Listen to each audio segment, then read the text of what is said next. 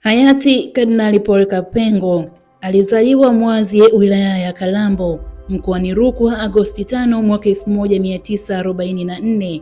Alisoma shule ndogo ya seminari ya Kaengesa mnamo mwaka 1959 hadi mwaka 1964. Alipewa daraja la upadri tarehe 20 mwezi Juni mwaka 1971 ambapo aliwekwa wakfu kama askofu wa kwanza wa jimbo la Nachingwea mnamo mwaka 1984 na kisha askofu wa Tunduru huko Masasi mnamo mwaka 1986. Kardinali Polycarp Pengo aliteuliwa kuwa askofu mkuu wa jimbo la Dar es Salaam mwaka 1992 na Papa Yohane Paulo wa pili, huku akikaimu nafasi ya Kardinali Laurent Rugambwa. Aidha, aliteuliwa kuwa kardinali mnamo Februari 21 mwaka 1998 na Papa Yohane Paulo wa pili. Kardinali Polycarp Pengo alijulikana kama sauti imara ya kutetea haki, amani na utulivu nchini Tanzania na alistaafu kama askofu wa jimbo la Dar es Salaam mwaka 2019 akijulikana kama jabari la imani, haki na amani.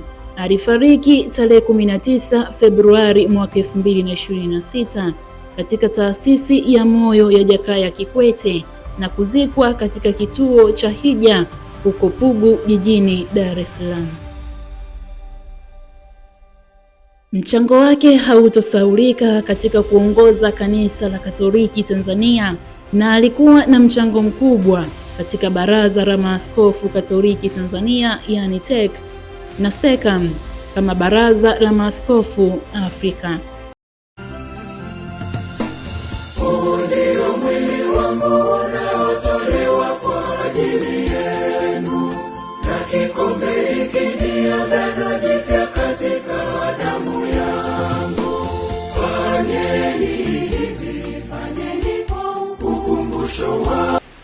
Neno la Bwana likamjia Eliya Mtishibi, sema, ondoka ushuke ukutane na Ahabu mfalme wa Israeli akaaye katika Samaria, yuko katika shamba la mizabibu la Nabothi, ndiko alikoshukia ili alitamalaki.